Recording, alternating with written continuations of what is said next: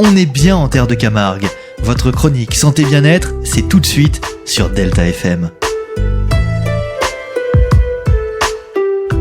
Et je vous propose de retrouver comme chaque semaine notre sophrologue Stéphanie Isberg. Bonjour Stéphanie. Bonjour à tous. Nous avions observé la semaine dernière notre respiration. Peut-être avez-vous eu le temps ou l'envie d'expérimenter cet exercice à différents moments de votre quotidien. Et je vous invite à vous connecter régulièrement à votre respiration. Car vivre en conscience avec sa respiration est un formidable outil de connaissance de soi. Cela nous renseigne sur notre manière de vivre les événements, de nous y adapter. Et cela aussi nous permet de nous centrer sur le présent, de laisser de côté nos préoccupations ou ce que nous avons à faire l'espace d'un instant. Alors peut-être vous êtes-vous rendu compte que vous respirez principalement par le thorax, ou par le ventre, peut-être par les deux. Peut-être avez-vous pris conscience que selon votre posture, votre respiration était différente, que par exemple en posture debout, vous respirez plutôt par le thorax, et qu'en posture allongée, vous respirez plutôt par le ventre.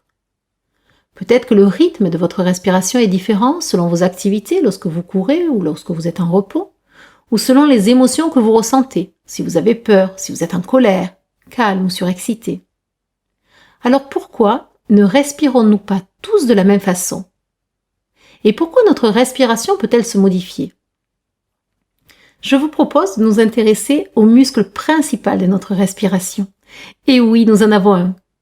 Le muscle principal de notre respiration, et vous vous en souvenez, le diaphragme. C'est ce muscle qui ressemble à un grand parachute. Il s'insère sous nos côtes, il est relié à notre cage thoracique, et lorsque nous inspirons, il se contracte et s'abaisse. Nos viscères ont moins de place et notre ventre se gonfle. À l'expire, il se relâche et remonte. L'air est expulsé de nos poumons. Notre ventre rentre sans aucun effort de notre part. C'est ce que nous appelons la respiration diaphragmatique. Une respiration thoracique est une respiration qui peut être dynamisante. Elle peut nous permettre, par exemple, de trouver l'énergie nécessaire si nous devons partir tout d'un coup en courant pour ne pas rater notre bus. C'est une respiration souvent plus courte et plus rapide. C'est une respiration que l'on peut observer lors d'une émotion forte, d'un rendez-vous amoureux, lorsque nous nous sentons stressés avant de prendre la parole, de passer un examen, ou encore lorsque nous nous concentrons. La respiration diaphragmatique, elle, est une respiration souvent plus ample, apaisante, qui nous permet de bien oxygéner notre corps et donc une meilleure vitalité. L'idée sera donc non pas de se dire « je respire bien » ou « je respire mal », mais de voir si notre respiration est bien adaptée à ce que nous vivons.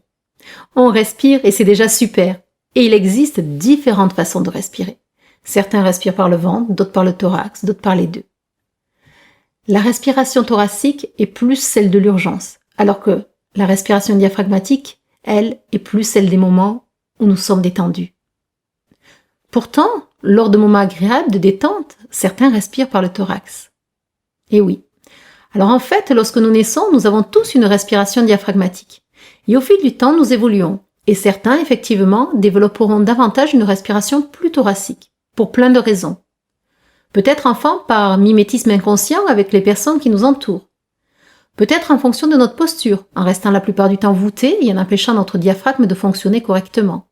Ou en prenant l'habitude de rentrer le ventre et de sortir le thorax. Peut-être des habitudes sportives, peut-être d'autres choses. Nos souffrances, nos difficultés peuvent également influencer notre respiration. Notre stress, nos émotions peuvent créer des influx nerveux au niveau de notre diaphragme, ce qui l'empêche de s'abaisser et d'être fluide.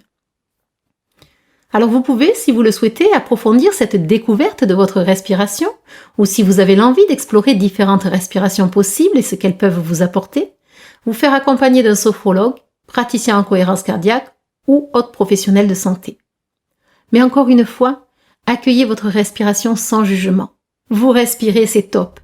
L'idée sera simplement de l'adapter à ce que vous vivez pour profiter au mieux de ses nombreux bienfaits. Je vous souhaite une agréable semaine. À très vite. Merci beaucoup Stéphanie Isberg, sophrologue. À la semaine prochaine. Retrouvez votre chronique Santé Bien-être en podcast sur notre site delta-fm.com.